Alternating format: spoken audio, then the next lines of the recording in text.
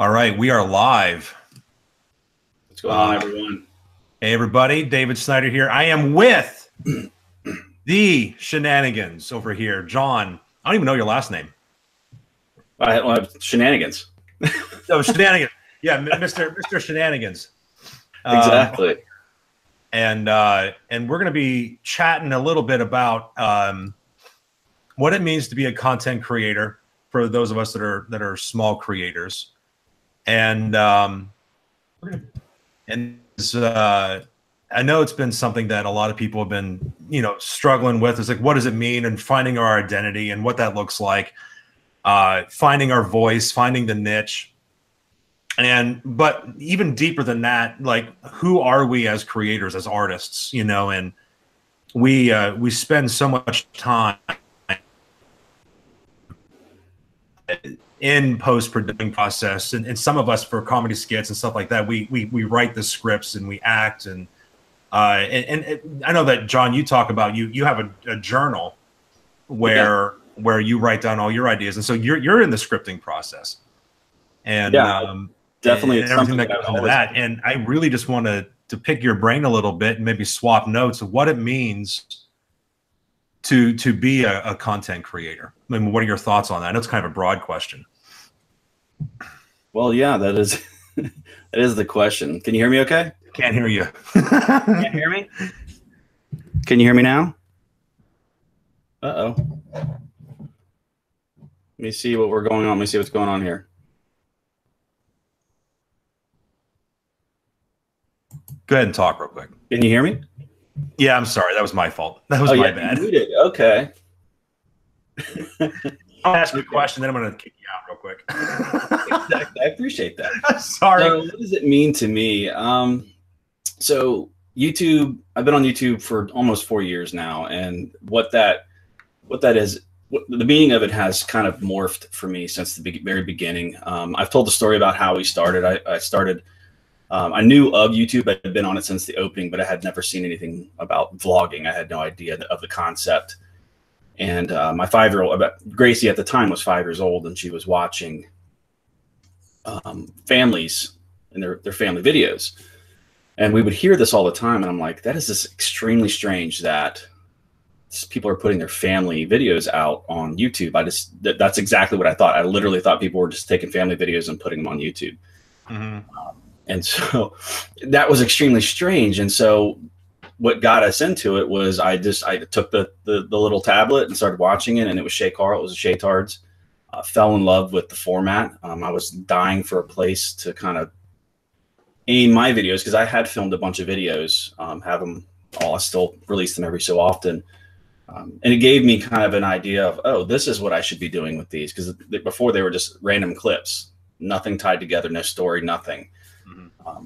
So for me, it was about a place that I could create memories. So that's what it started off as. It started off as me being able to have a place to document our lives, for us to be able to go back and look at our children and things that we did, and for my kids to be able to go back and look after, my wife and I are gone, that they can go back and see their childhood. Because I think all of us would probably love to be able to go back and see ourselves. Right. As kids, and see the interactions, not just the memories in our heads, but the actual interactions. So for me, it was more about memories, and it's kind of then morphed into a place. I've told the story of me kind of being an actor growing up and being a creative person. I've done podcasts in the past. I've always looked for a way to kind of direct my creative juices. And sorry, my phone's on. So vlogging came about, and I've kind of struggled with that through time. And I know that recently you've been posting something about, should you spread yourself out? Should you have it one niche? And I have struggled with that for 4 years. I've just recently made another change that you've probably seen, where I've tried to concentrate on more of the influencer type stuff. Right. But to me, it's just a creative place. It really does mean a lot for me. I do value the relationships that I make out here. I do value the interaction I have with the people that spend their time. I talk about that even in my last vlog, my last video. That time is extremely important. So if somebody spends 5 minutes watching your video, to me, that's awesome. I mean, they took 5 minutes out of their life, 1 minute, 2 minutes, whatever it is, and spent it watching something you created. And that's what it's all about to me. Yeah. Ooh, I can hear myself. we echoing? Yeah, I can hear myself as. This is why people wear headsets. I now know this. I don't hear an echo. You don't hear an echo? No, so you might want to change your microphone on the one that looks like a buttocks on the back or the front. How's that? You sound fine to me. Yeah. Yeah, I don't hear myself anymore. Great, that worked. You're a genius. Yeah. So the what I love about it is because I remember you've already said this, and because I remember when I first ran into your channel, it was probably back in January, February is when I found you. And it was around the time that I first got started on YouTube, and I had been creating for about 2 or 3 years prior to that. It was on Vine when I started, and we made these short videos, but it really was only for family. You know, it wasn't meant to be broadcasted. We started my wife and I started a YouTube channel called David and Bailey Productions, and we made it kind of as a joke. Because we were making videos with this guy, you know, and we were doing this. It was only for family, you know, and we put it on a YouTube channel because it was easier to get it to them that way. And we would go over for Christmas and we would watch, or days, and we would watch these things that we made with them. You know, they were the voice actors with us. It was kind of a neat little family thing. It brought us together. Then at that point, I noticed that I loved the editing and I loved the scripting. You know, I really enjoyed the acting portion of it, you know, and more involved. And then I figured out what Vine was, which I was totally late to the game on that one, you know. But the so was I. What's that? I was very late to Vine also. Oh, dude. Yeah. I mean, I didn't start making Vines until 2015. And by then it was already saturated and no one was paying attention to anyone new. So, I think you already having the meetings to shut it down when I joined. Oh, really? So 2016? Maybe 30 Vines and that was it. It closed. Oh, dude. All right. So I made a Vine that went, from my standards, viral. It hit like 100 and almost 200 loops, 200,000 loops. And I was so excited about that. And the only reason that happened is because I made a brief shout out to a creator on there that's established. It was Josh Darn,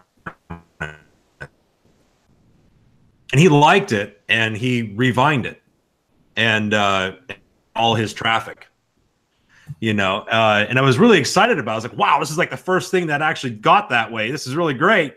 And it was the very next day they made the announcement they were shutting down. Oh, it was the very next day. And I spent 1.5 years on the thing. Unbelievable.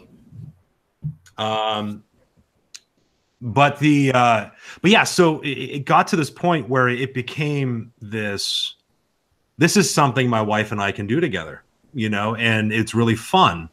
At that time, we didn't have a kid. Now we're going to have a baby here in a couple of weeks.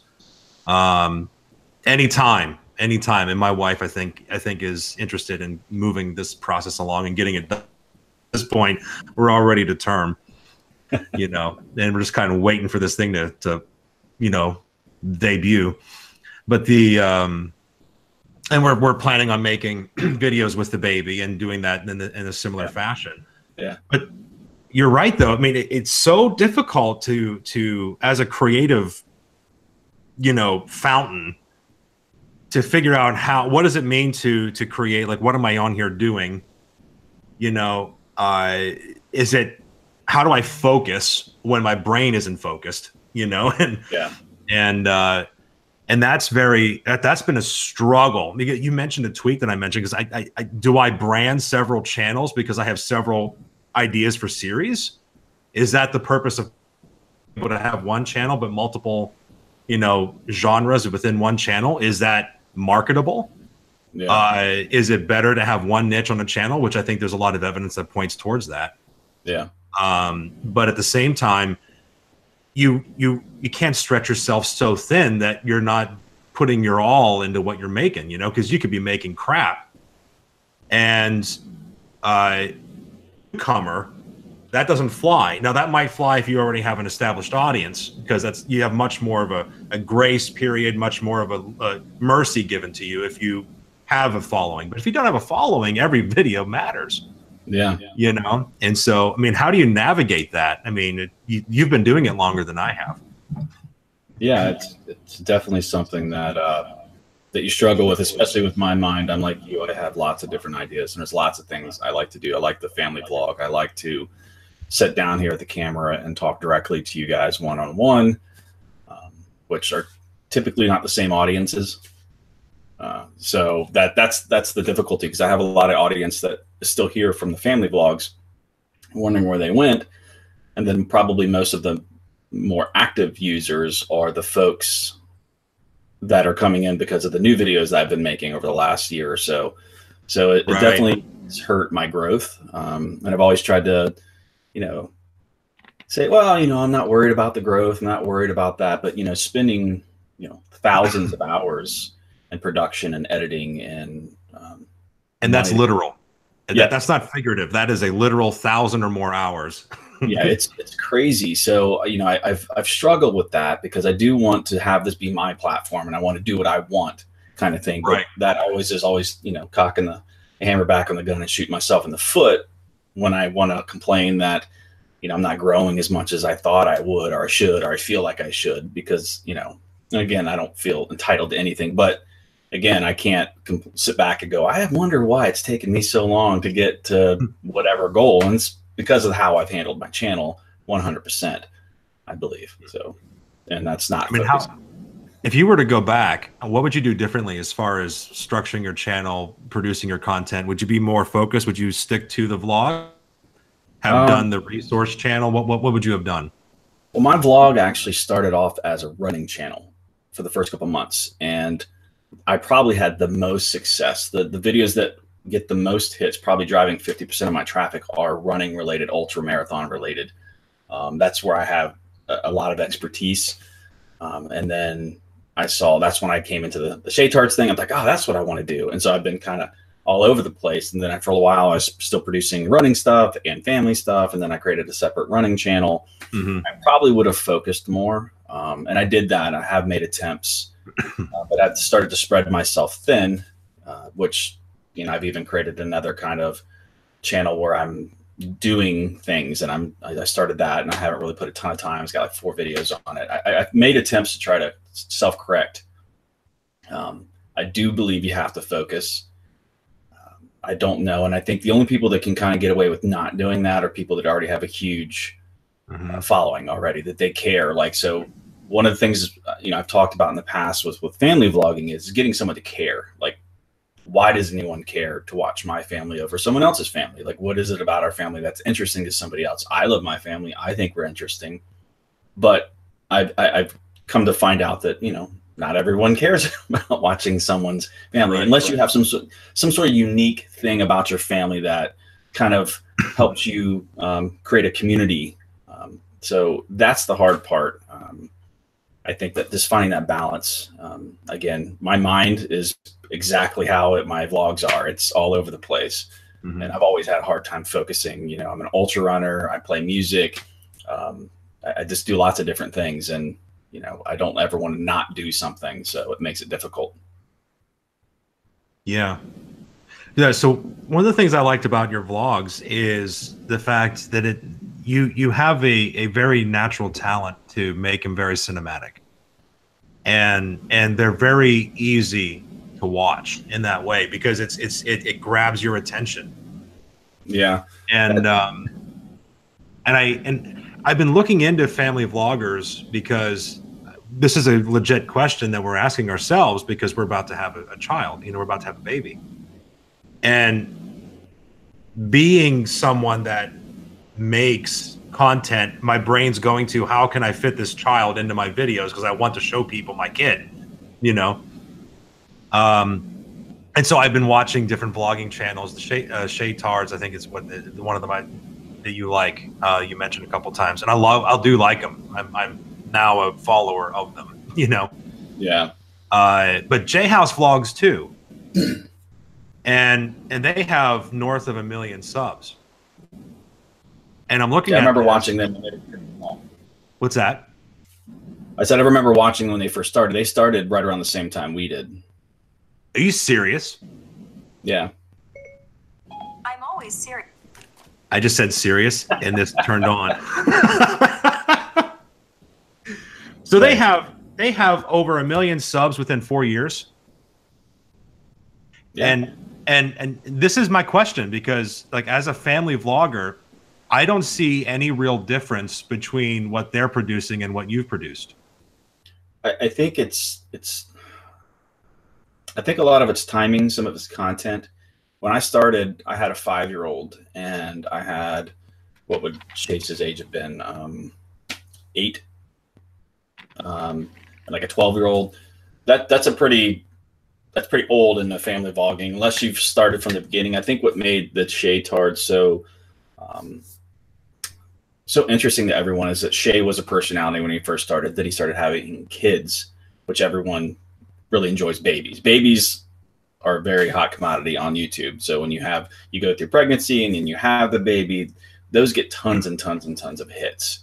So when you have some of these younger families starting off, and they do a really good job, they already have the production value. They already know what they're doing. They're not awkward.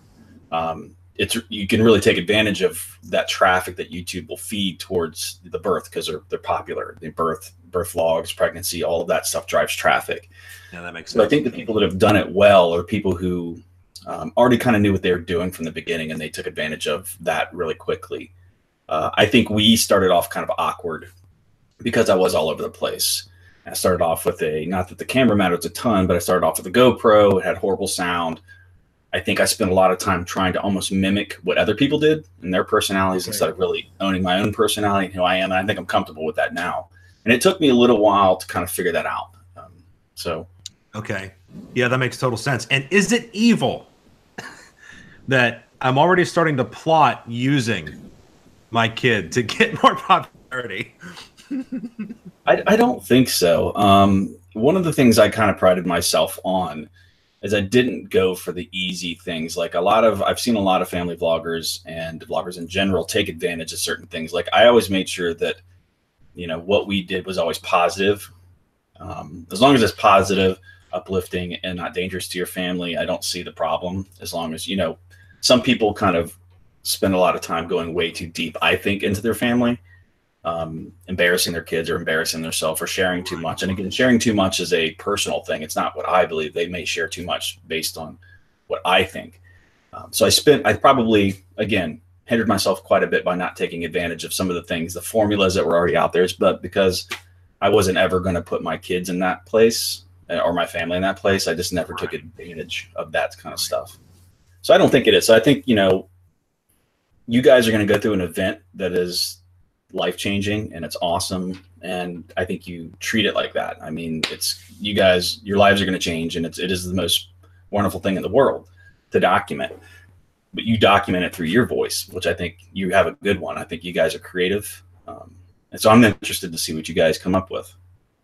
We have a couple ideas for comedy skits for bringing the baby home, and I think that. And here's my struggle, and I'm debating about telling you about this comedy skit because I'm really never had this thing and I really want to do it. I need a baby to make it work, But the and this has been a struggle because our comedy skits get the least amount of engagement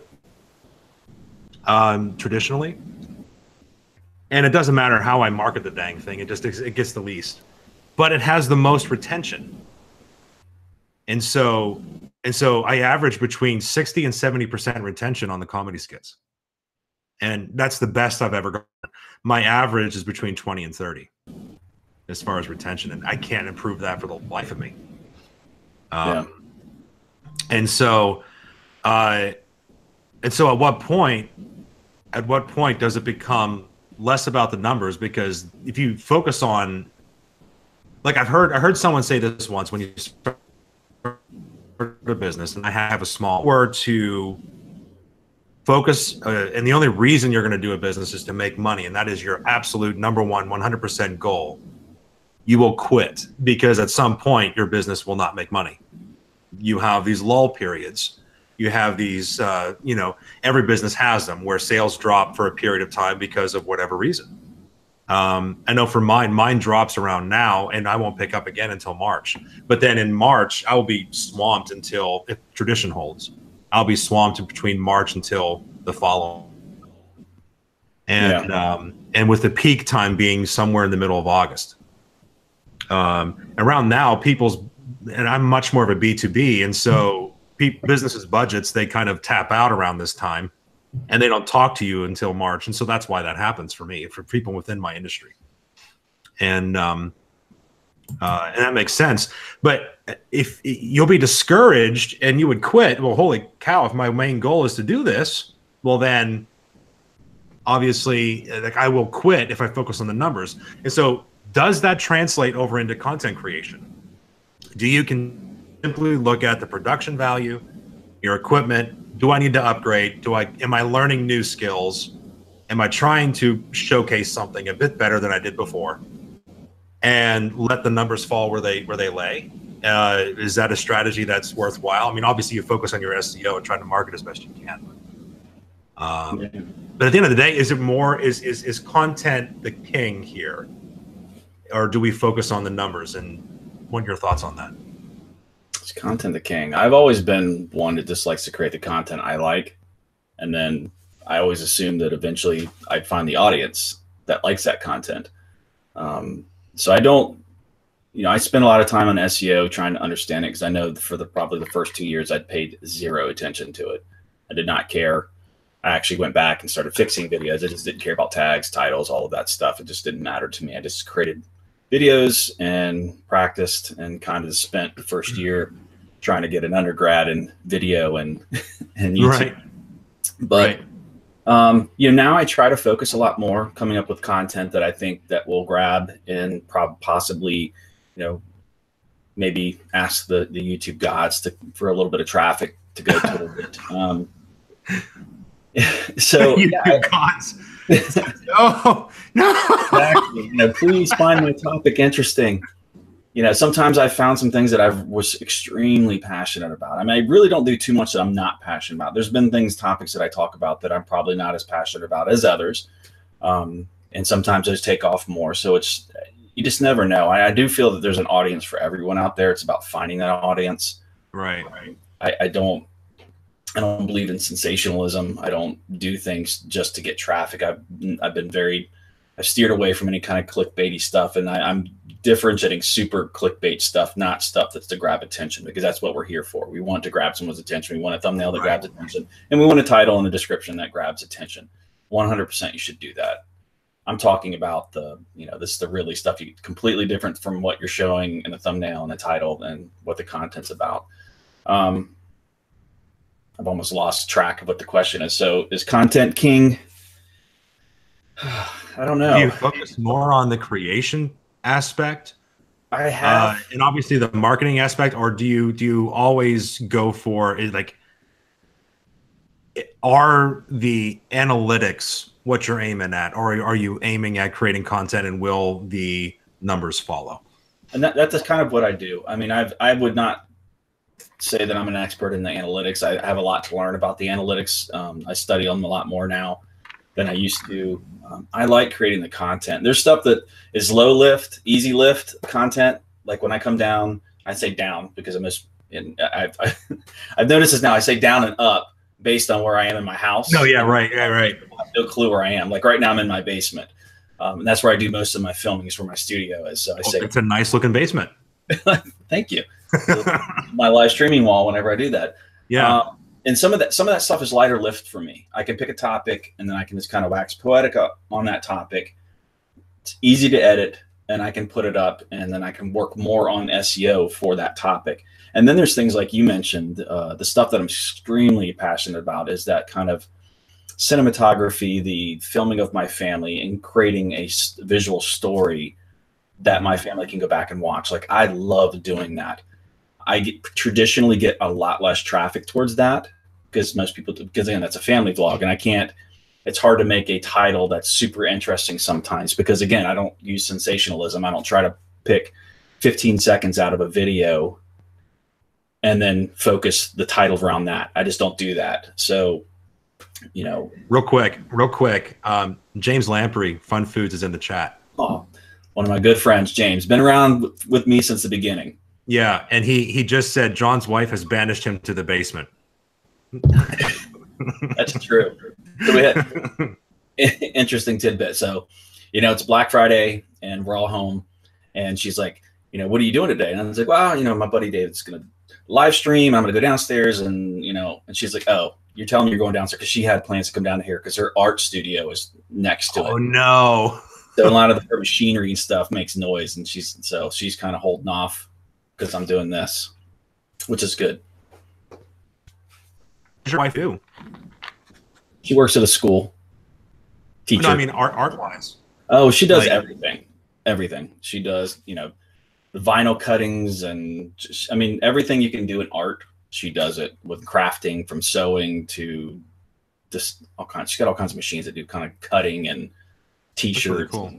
Yeah, it's interesting. I should do a walkthrough once I can actually walk through the room. All right. So your wife can embroider? Yeah, she does all that stuff. Do you take orders? Do we take orders? She was talking about that the other day. She's like, what? She wants to scale it, but I don't know how. She's like, I'm afraid, that too many people ask and then she won't be able to support it. But yeah, she does do a lot of stuff. Well, one of the things I do for a living is make websites. I will totally make one for you. Make one what? If she wants to start a business doing embroidery. Oh, okay, gotcha. I was like, what are you going to make me? What am I going to make? Well, I don't know. Maybe I'll make you something. But no, but yeah, so let's get a little bit more existential and more nebulous. The essential question, the base question is, what does it mean to be a content creator? Two things. What does it mean to you? And I think you that a roundabout way, but also just in general, so that if someone is watching this and is asking that question, should I not create? Like, what does it mean to be a creator on YouTube? Like, what do I have to bring to the table? What does it mean identity wise? Something a little more existential. What were your thoughts on those two things for you personally and for other people? Getting deep. Hey, I'm all about getting deep, man. I'm all about it. It sucks, by the way, when you basically brand yourself as the comedy guy and you start talking serious. No one takes you seriously. And I should be able to handle this stuff. It's in my wheelhouse, but I haven't written it out. So, are you going to make a video on this? No, not now, because I'm gonna give it to you. No, I might make a video. Until I make a video of it. Yeah, I'm just kidding. I've spent my life doing a lot of different things. My parents brought me up believing that you should try things. You shouldn't be scared. I pushed myself quite a bit. It's not natural, believe it or not, for me to go in front of people and talk and do this. From day one, when I started acting and modeling and doing all those things, I pushed myself into a very uncomfortable place. I'm pretty much an introvert. I love sitting in my house. I love not talking to people, but I know it's something I do enjoy once I push myself past that kind of that phobia of doing it. And I don't want to turn back and look at my life, especially since I'm now 42. I can comfortably say I'm very happy with the things that I've done and experiences that I've had. I've got to do a lot of very cool things, and I still continue to get to do a lot of very cool things. To me, this is a way of kind of documenting and leaving something behind. It really is. I think when I think about what I'm doing now, I think about it through my children's eyes, and that this is a gift to them. There's people that I've lost in my life that I wish I could go back and see. My parents aren't doing this. So when they're gone, my biggest memory of them is going to be in my head. Obviously, I'm not going to have video. I'm not going to have those kind of nuggets as wisdom nuggets from my parents. I hope that, at the very least, my children can come back and watch this, even if they're the only people that see this stuff in the future. when I'm gone, that they'll be able to, you know, pull the wisdom nuggets, things that were in Dad's head, things that I thought, you know, that's really to me what this is all about. I mean, I do want to grow as a channel. I do want people to enjoy the content I create because I spend a lot of time doing it, but if it never happened, I could care less. It's, you know, it's about my kids and my family. That's what it means to me. Okay. And if you were to answer that question, like from someone else, would you just, how would you approach that if someone's asking you, should I not be a creator? What does that even mean?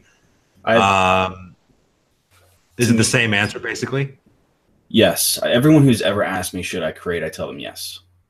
Whether they think they're good or not, whether or not they're ever going to be good. This isn't for everyone. It's just not. I'm not going to sugarcoat it. Can everyone create? 100% yes. And when I meant, is this for everyone? There's two aspects of this. There's the creation aspect. There's the product you're putting out. And whether it's received or not are two different things. I think everyone who wants to create should. I don't think anyone will ever look back on stuff that they create and think, I wish I didn't do that. Now, do we make silly videos that I look back and I'm embarrassed about? Absolutely. But if it's something that you're in your heart think that you should be leaving into the putting back in the world, out into the world, you should do it. I mean, because you never know where you're gonna end up. I mean, you just never know. And if you're only doing it because you think you'll be famous, then you'll probably not be real happy because that's your measuring stick. You think fame and money is success, and that's not success. Success to me is me making friends. I have a lot of memories over the last 4 years of people. James, if he's still watching, is somebody I've met many years ago. He supported me. There's just lots of people and the experiences that I've had with my kids by going to Playlist Lives. And, you know, it's something we all enjoy doing together as a family. And I'll never regret it. As long as you do something, you do it safe and you're smart about it, you'll never regret it. So yes, 100%. If you want to create. Yeah. I met James through because of the app Snacked that came out around the time Vine closed down. And it was a Vine supplement that ultimately didn't do very well. But as in, basically it was a Vine supplement in general. None of them have done well. But I met him through that, and it was based on that conversation. He was great too. I mean, it was one of those pivotal moments where he was very kind and very nice and had me over to his house. And we filmed together for something and on that app. And he was very, very generous. Like he just sat down and he was willing to answer my questions and showed me the ins and outs of YouTube analytics and different plugins for Chrome and what can help you, what can hurt you. And then a couple weeks later was Playlists, and and I met up with him a couple of times during Playlists, and that was my first time going to an event like that. Yeah. And that story is so I feel common for people that really take the creating seriously, that you can find so many people that are like-minded that are not competing with you but sympathetic, and help, because there really is no competition necessarily between YouTubers. We're all of our videos are archived, all of our stuff you can go back and watch. We're not like in the old days, if you wanted to watch an episode of MASH when it came out, you had to go to the TV at a specific time. Yeah. That aspect doesn't exist anymore. Yeah, I agree. I've always said that this is not a competition to me. I have met people when I first started were very much into, I will only really engage with you if there's something I can get from it. I've never been like that. I think it's just my mindset. I've had friends that are all over the gamut. There was a lot of people that only seek out people that have higher subscriber counts from that point. Right. Never mattered. I like personalities. I glommed onto your channel because I like your personality. I like the content you create. It didn't matter to me. It didn't matter to me if you had 10 subscribers or 1 million. It didn't matter. I mean, when I met James, he was probably a third of the size his channel is now. I became friends with James and Matt, gaming channel and the dessert channel, completely different than mine, and we became friends. Completely different platform, different types of content, ages. So. Right. Well, take it from and you were in this same boat, right? Because, I think I I had 0 subscribers. I haven't even started yet. And yet, you know, people like James at Fun Foods, he would just say, "Hey, come on over, you know, and do this." It was like beyond. I was afraid to ask him, to be honest. Was like, do I even? Is that right? Like, I don't. Is it offensive that someone that's a literal nobody, like calling someone? I think at the time he had about 80,000 subscribers. He's now north of 100. Yeah, know? yeah. And so, but it's. What I love about it is there are some, because I have met a few, and you are right. I am somewhere in the range of 10 subscribers and 1 million. I'm resting firmly in between those two numbers. That's good. So are most of us, you exactly. know. But you know but the majority of creators are honestly very, very nice, you know, and approachable. Yeah. Brittle Star, I don't know if you're familiar with his stuff, Canadian comedian. He got big, and he's at Playlist, and I think he moderates most of the panels or some of the panels. He recognized me from me commenting on his videos. He came and pursued me and came to, "Hey dude, I recognized you." When he shook my hand, I was like, "Dude, thanks for coming around," you know. It was so personable. It made me feel weird. I'm like, do I? And apparently, as he put it, he's like, you know, I'm not a celebrity, right? I'm sitting there like stumbling over my words, not sure what to do. You know, that's the bizarre thing. What's that? The bizarre thing about YouTube. Like, we watch people, and literally only the people who know who that person is, like that's where the fame is. That's what's weird about Playlist Live. There's people that I watch that I was the same exact way. Like, oh my gosh, look who it is. It's crazy. And, you know, getting recognized is probably one of the funniest things ever. I mean, I've actually sat and given our family giving autographs for people who recognized us. And we found that funny because we're not by no means a large channel, but because people can enjoy your stuff, your content. To them, you're somebody big. And I thought that was actually really, really cool. And that's what makes, you know, places, the meeting up at Playlist Live and making friends there, and that community where it's not weird to hold a camera facing the wrong way. That's why I like those. Right, dude. I want a Shenanigans signature. I want an autograph. I want an autograph. We'll have to. We'll meet up. We'll meet up. An autographed DVD of a copy of all your vlogs. That is what I want. And then you said, everyone in the chats, yeah, everyone watching this is like, why would you ask for a DVD? Just go to a stinking channel. That's right. Well, it was easy for me to stick out because I had white hair, and when I had the beard going, like, there's no one else that kind of had epic. Right. What happened to the beard? Yeah. It was a time. You know, most of my life and most of the time, I don't have a beard. Usually it's shorter, if not, I don't have one at all. So this was just something that happens. I shave it off, and then. Dude, so James is in the chat again. He's saying VHS or beta instead of DVD. I have VHS sitting right here of old videos. Yeah. Dude, I want a Betamax. That's what I want. No, Laserdisc. I want it on Laserdisc. Yeah, that came and went, didn't it? That came and went real quick.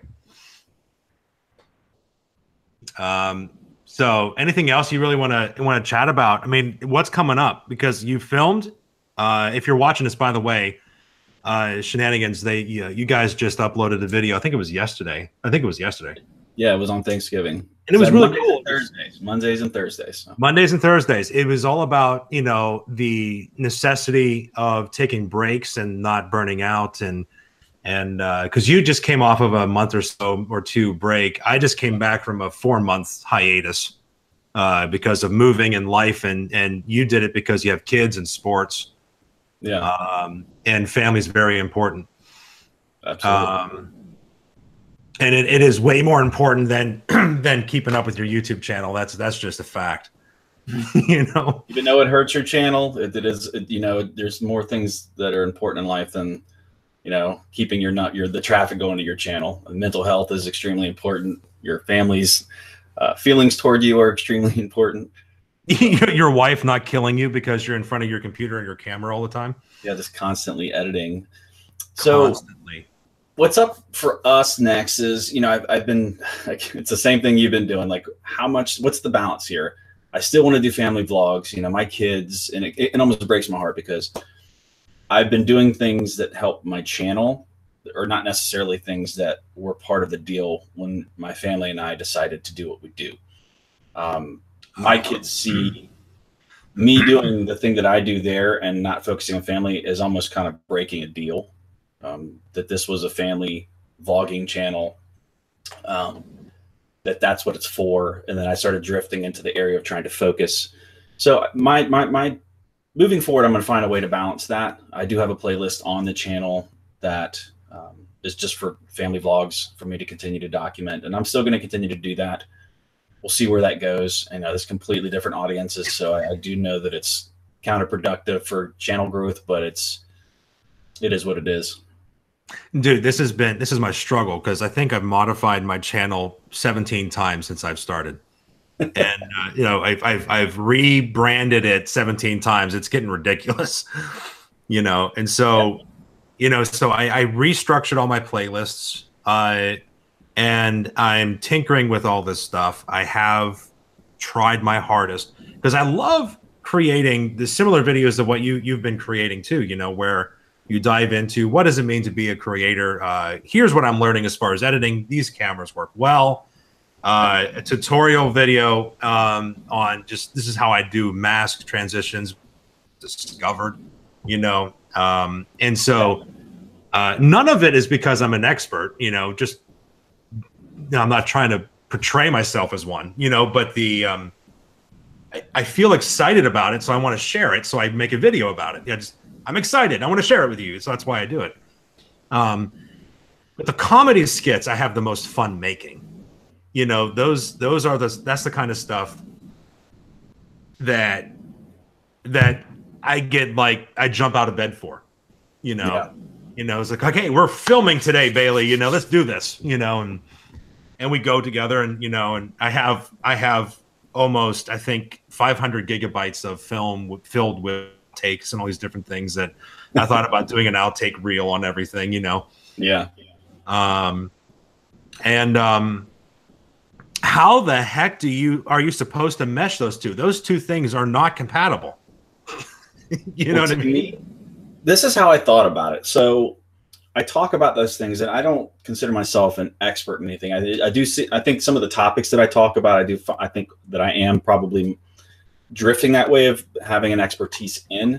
I just saw an interview with Shay Carl and Nick Nimmin, and Nick Nimmin said when he first started, he didn't consider himself an expert in anything, but he would learn how to do something, and then he would come on and talk about it, and it would actually help him get through it. Like when you start doing things, vlogs, like on how to be more comfortable in front of the camera, like you're sitting in there and you're processing it yourself in your own brain. Like, how do I do this? And you break it apart and then you talk about it. And I think that's how most of us do it. And I think there's that. And the way that I saw this is I would come on, I would have my personality. I would talk about the things I talk about, and then you would see some of it in action. Like when I talk about how to daily vlog or family vlog, and then I show you that I actually can do that. I do see a lot of channels that talk a lot about how to do things, but I never see them actually do the things. You know what I mean? Right. Yeah, totally. To me, that's interesting. I like seeing a personality and then also seeing behind the scenes. I'm in that spot where I'm not big enough for a ton of people to know who I am, that to care about the family part, but eventually that might come. Tim Schmoyer is somebody who did the expertise one. Now he's trying to branch off into vlogging because I think he's getting kind of burnt out on the being an expert, a YouTube guy thing, and he wants to do vlogging. I think it's more scalable, but I don't know. Yeah. So being a creative mind, like, do you just kind of shelf or kind of just trash a certain idea? Like, for example, you have family vlogs. You also have a channel where you have running videos, and you have these tutorials and kind of talking head stuff. At some point, do you have to cross this bridge? It's like, okay, I'm just, as much as I love all of this, I need to trash these over here because this is what brings me the most life, and then just focus on that. Is there a point where that becomes more advantageous? I think you definitely have to do that. I mean, but it depends on what your goal is. Again, this just goes back to what is your goal of your channel? What is it that you want to do? What is, I have a goal of recording family memories. So I need to find a way to continue to do that while also growing a channel. So does that mean I do family vlogging once a week, twice a month, bi-weekly kind of thing, just to continue to update the family and continue to do that part of it, and then focus a lot on the talking head stuff? You just have to find that, I got to balance, two different goals, and it's hard. I see people like you talk about James Lamprey and Fun Foods, like he has a very focused channel. Right. And there's people that even focus even more than what he is, like, just cupcakes. I think he was talking about, like, so. Yeah, he's mentioning cupcakes. You doing have better to, because it's such a narrow niche. Yeah. I mean, so if I was younger and I was getting into the game, I would probably hyper focus on a channel. Right now, I'm just trying to make work with what I have. I had broken out some, and we'll just see. I have to stick with doing family vlogging, and I'm going to continue to do what I do. And it is what it is. If you want to be successful, I think you do have to eventually focus on a niche. There's just so much content out there, and people come to your channel for something. And if you keep changing what that thing is, unless they just love you as a personality, they're going to become like, I don't understand. I came to this channel because I saw the funniest skit ever, and now I'm watching a birth video. There are going to be people that are going to be upset about that. I like you. I don't care what you put out. I'm going to watch it. There are these types of folks, I think, like you and I and James. James will watch my stuff probably no matter what I put out. He always has supported me. But the random person that doesn't know you.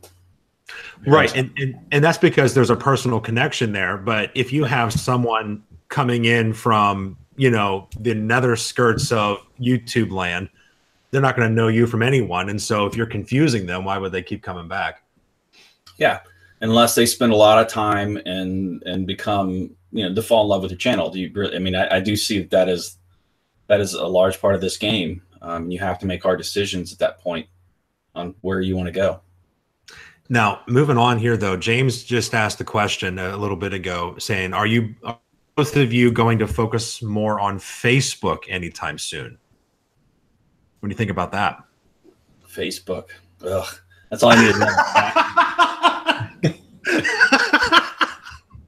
I am horrible. James is becoming like the Facebook guy. He is becoming, well, I was going to say the Facebook god. I mean, he's been growing like crazy over there.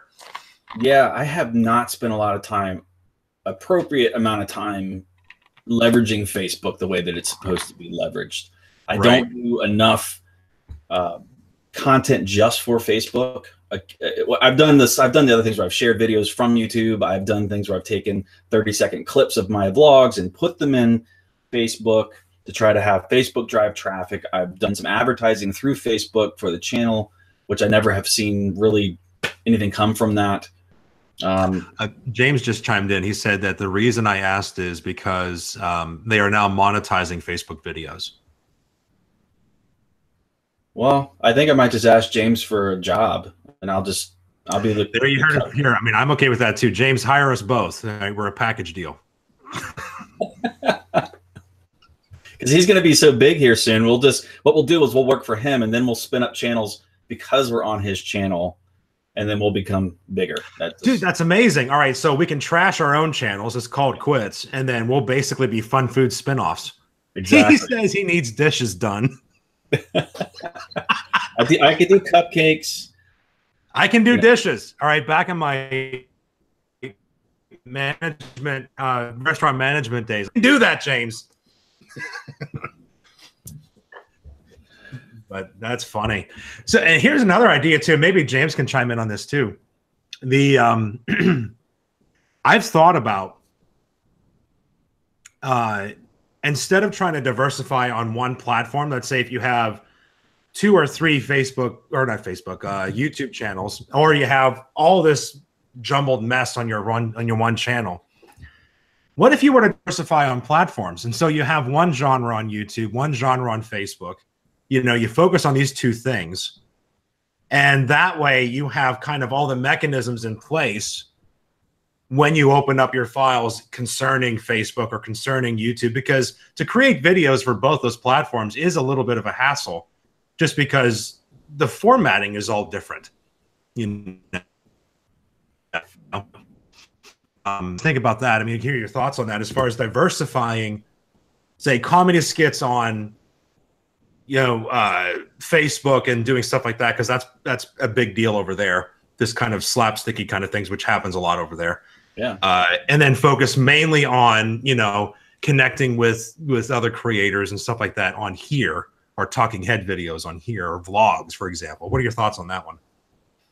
Well, I definitely think being able to diversify your content on these multiple platforms. I have Gary Vaynerchuk's voice in my head screaming at me all the time that I need to be doing it, but I personally have not taken that step. I definitely think there is content that works well on Facebook, and I think James has some of that content that he can really blow up on Facebook, especially if he can, like those quick videos he would do with the ingredients, and it does like a whole meal in like 15 seconds, 30 seconds. I think James used to do those, and right, well on all the platforms. Like you could, not just YouTube. So I think his content it fits really well with that.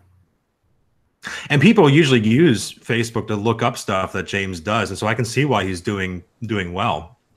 Yeah, if you're looking up how to make, it's like a Pinterest type thing. He fits well. Like I don't think anybody else is like. I mean, it could be. I think what I've tried to do with my more inspirational talking type things, I've tried to have like a grabber discussion, some sort of on inspiration and motivation, because everyone's looking for that. I just haven't spent any time on YouTube trying to figure out what I need to do there, because I haven't figured it out on YouTube yet. So I need to focus. As time is passing by, I'm trying to figure out, becoming a little bit more mature in how I think about doing this content. I'm definitely light years ahead from when I first started, but this discussion just makes me think even more that I have to concentrate on. But I just can't. Again, I can't spend enough time on YouTube. I can't focus across multiple platforms right now for me. That does take a lot of time and effort to do that. And this is, James just said, if you ever want to reach out to him as far as getting help on Facebook and what that looks like, you can feel free. But in regards to the question of diversifying, putting one genre, one niche over here, and then one on YouTube, he said it's worth a try. He did give a hint, though. He said make all videos 3 minutes or longer on Facebook for now, but not too much over 3 minutes, which is interesting, because I think at one point, wasn't Facebook favoring shorter minute videos, like minute or less at one point or another? Yeah, I really don't know. I don't know. I wish Facebook and all of the platforms would get along and they'd feed each other content equally, so that we don't have to. That would be easy, So now, 1 minute videos it used to. Okay, yeah. Now, what about recycling your stuff? Because I've got a terabyte, and I mean a literal terabyte, because my one terabyte computer now has about 5 megabytes left, and I have an 8 terabyte external into, but it won't monetize any videos under 3 minutes. That's what he said. Okay. That makes sense, I guess. And so what do you think about just diversifying? So if you were to make a talking head video, make it with that 3 minute to 4 minute limit in mind, script it in such a way where it fits within that time frame, and then just toss it onto your YouTube channel like you normally would. But then also on your Facebook page, put it out there and duplicate it. Is that a good strategy, or does that penalize you somehow? I think if I was going to have a strategy, that would probably be mine, is to kind of shorten one of my normal talks and put it on Facebook. I have tried to do that. It's hard for me to almost script something so short. I have to get better at that, because I talk a lot. And even the videos you see, I probably cut out 5 minutes out of every single one at least. I'm with you, brother. I'm with you so hardcore. So for me to talk for 3 minutes is pretty much my intro, and then I finally get out, you know, a sentence or two, and then it's like I need to wrap up the video. Dude, it takes me 3 minutes sometimes to get to the point where I tell people to subscribe. I play with that a lot too. I've gone up and down with trying to, do I tell people to subscribe? I used to have an intro, and then I sometimes now I just kick straight into the video and try to grab people immediately, because I've always had probably from about 2:30 to about 3:30 is my, you know, where most people are, you know, dropping off. I mean, there are some that go long, but the average is between 2.5 minutes and 3.5 minutes is the standard. Now, James did chime in on that. He said that it can be the exact YouTube video that you uploaded. So you could theoretically, like, you have a hodgepodge channel and then put on your Facebook feed, on your Facebook page, the exact same content, but only one genre of content. So you have like a dedicated channel. That's an interesting. I might put some thought into that. I think I have uploaded maybe 1 or 2 full-length videos that I've done. Like, I've uploaded them both places. I don't think I've really done a lot of looking into how that performed after that. Yeah. But what about formats? I mean, I know I did message directly for this, but, you know, because I know that Facebook used to favor the portrait format, very similar to Instagram or IGTV. But just don't share it, upload it again. Yeah, it has to be uploaded again. It's on the platform itself. Yeah. But yeah, that's been one of my biggest struggles. Like, how do I, from a strictly business owner, business marketing standpoint, from that perspective, I can see the legitimacy behind doing only one thing and one thing only on your YouTube channel. Like, I can see the benefit to that, you know, from a pure marketing standpoint. And retention standpoint, I can see the legitimacy to that. So how the heck do you do that? And this is something that I think I've already asked this question, I think, in like 20 different ways, you know, but like how in the Sam stinking hill do you stay focused on one genre when your brain is all over the place? Yeah, you've got to make the conscious decision. I don't know if you're asking rhetorically at this point, but, you know, I think it's hard for us because we were a family channel, which has no boundaries really. And now I'm trying to focus into kind of just, you know, inspirational, motivational type talks. But if you are an expert in a field, or you feel like you are an authority, and I would start up a channel and just focus on that and beat it and become the #1 person in that area. Like, you know, if it's leadership and you only talk about leadership, if it's, you know, just drones, having a drone channel, and all you talk about is new drone technology, and you stick just to that, you're going to grow a lot. And just statistically, if you go look at all these videos that are, these channels that are growing, it's because they do focus. Dude, so James just said video of the inside of David's brain.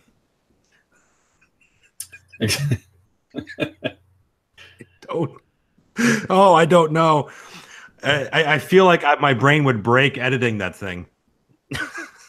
You definitely want to see inside my brain. So that's dude, that could be funny. That could be a funny comedy skit if you're up for it, as far as a collaboration, you know? Yeah. That could be really, I don't know if comedy skits are not necessarily your dig. But I think he'd be good at it. I think he'd be really good at it. Yeah. But going through a maze, trying to figure out what the heck's going on, then randomly seeing, you know, kitchen sinks and basketballs and computers, and you're like, how do they relate? Figure it out. And the guy that owns the thing's like, I don't know. But James, going back to Facebook, he said that they're changing the format on Facebook to the same as YouTube. It's 16:9. So that would be an easy little non-formatting issue. So that's pretty cool. Sounds like we all just need to go to James's house and he can teach us all what we should be doing. Personally, I think what would be the best is we just pay James and we send all of our content to him and he can do it. Yeah, because he's got nothing else going on. Yeah. It's not like he has a job. It's not like he has a life. He can. Oh, he says we are all welcome. I know. I finally have just caught on. I went to the live stream and I can see the chat now. Great. Yeah. So what I was thinking, because I don't know if I mentioned this to you, James, or not, but what would be really kind of fun is if James threw a party, all right, and he invites who he wants to invite, and but the people have to bring it's like a potluck, and they would have to bring a dish that he made a video about. You know? Yeah, that would be pretty good. I've done a dish. It made me hate Reese's peanut butter cups. Did it really? For a long time, because we made the giant Reese's cup, one of his good videos. My whole family loved that video. Like, we need to make one of them. We made one, and we got about halfway through it, and we couldn't even take it anymore. I can't eat any more Reese's peanut butter cup. And then, funny story about Gracie's, that we would see the pie. It was sitting on the counter, and you would just see these little scratch marks, like little, I don't know, it looked like teeth. Just, it would slowly disappear. We're like, what? Where do these little scratches? Like, it looked like something was biting it all the time. And it was Gracie was going by, and she could barely reach up on the counter, and she'd reach up and she would take her finger and then eat it. And like, she was doing that for a while. So obviously it didn't hurt her appetite towards Reese's peanut butter cups. Clearly. But I think that would be great, is to remake all of James's videos. And it'd be like Pinterest. You know how Pinterest people do like the Pinterest version, and then they do their version. It never matches up. Right. That'd be. Did you ever see the YouTube channel Film? I think it's Film Riot. Yes. All right. So it's super easy, barely an inconvenience. I love those videos. So you go through these pitch reviews or pitch meetings, is what they call it. And so you go through and they recreate the pitch meeting to the script, and at the end of it, it shows what their perception of it will be, and the headlines where it's always the exact opposite. Yeah. You know, what we could do is we could create videos based on fun foods. All right. And literally do it kind of like a pitch meeting style, where you're sitting there, you're making this gigantic Reese's cup. Not in your case, I'll do that one. You know, but so you make this gigantic Reese's cup, and you see it, and then it just goes bow, and you see the real one, you know, and it's always worse. That could be really fun. Yeah, definitely. But John, I just, you know, last minute contacted you literally like 3 or so hours before this whole thing. I really appreciate you doing this. No, I appreciate you asking me. I do love to talk about this stuff, obviously, because most of my content is focused around these type of discussions. So I appreciate you thinking of me, and I think it's a great topic. And my final thoughts on that are just, you know, if you want to create, you should create. Know what your end goal is, and that will help you focus where you need to be. It's hard to go down halfway down the road like we are and then say, oh, what do I really want to do when I grow up? I think if you really want to succeed as a full-time YouTuber, I think you do need to focus. I think you need to be honest with yourself on what your goals are, and don't be ashamed to say that. If it is to grow and it is to make it an income, don't be ashamed of that. Make it that and treat it like a business. Like I said before, if you want this to be a business, treat it like a business. Or if you want it to be a hobby, and you treat it like a hobby, it will be a hobby. You might get lucky, but you know, you need to really just be honest with yourself. Right. Like if you treat YouTube like a hobby and you make it, you should probably go to Vegas. Yeah. Probably should, because you're the luckiest SOB ever. I think back in the beginning days of YouTube, that was more possible than it is now, because people are focusing as channels, and it's more of an actual channel on a certain topic. Right. But if your goal is just to have fun and document, and then just continue to do that. But I would definitely urge anybody who wants to get on YouTube and wants to create content to do it. Yeah. Well, I want to thank you for coming, John. I really do appreciate it. Anyone who's been watching, I want to thank you guys too. You're awesome. You know, it's at the end of the day, you talk about numbers, you talk about content, but my favorite thing about making videos and doing this kind of stuff is the engagement with other people. Like, I really, really appreciate all the relationships and the connections that have come out of this. talk about major expansion of your sphere of connections. You know what I mean? Yeah. It's incredible. And again, I've said this on multiple videos, but I want to also thank James too, because I literally wouldn't know how to upload a video on YouTube if he didn't sit me down and show me. So I really do appreciate that. If you're watching this and you haven't checked out Fun Foods, do that. And the link to John's channel is in the description already. Go check him out too. Get him to 3,000 because he deserves it. Well, I appreciate that. Yes.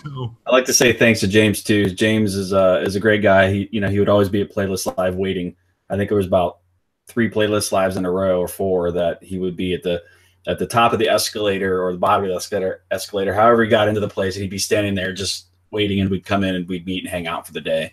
So does James actually like sit there and hold the sign like Shenanigans? Like it's like he should have. That would have been great. I'm just saying, yeah. Put in a little effort, James. Come on. A little bit of effort. So maybe someday we'll all meet up in a playlist whenever it's close by. Well, I am missing it. I didn't go this past year. And that's just because Bailey's been pregnant and we've been moving and stuff. But I did post on Twitter and I said, the next playlist is going to have I'm going to have a baby, and bring the baby and my wife along, and I put like #playlist baby, and Playlist tweeted that out. They said, "Hey, playlist baby." That was great. Well, they need to bring it back to DC. DC. They need to bring it back to DC. Dude, for real. All right, that is so stinking simple to get to. Yeah, that's the easy way. That's the easy way for all of us up here. Right. So anyway, thanks so much, you guys. Thanks, James, for popping in, and everyone else who's popped in. We're going to close this up. So, John, thank you. I appreciate it, man. And thank you, and thanks everyone who watches this. And great topic. Yeah, it was a great conversation. I appreciate it. I've benefited from it, to be honest. So, but anyway, great. Thanks, guys. We will see you next week. I also have a schedule on Wednesday. I probably should say this. Wednesdays at 3 is when I bust out all the comedy skits and the talking, not talking head stuff, but just kind of the random shenanigans, if I can borrow your word. There you go. And then on Fridays is when I do stuff like this, where I interview people, or I talk to people, or I do the content stuff, And as James told me on Twitter, toss them both on the wall and see which one sticks. There we go. So anyway, all right, I'll see you guys later, and have a great weekend. Yeah, thanks, David. Yeah, bye.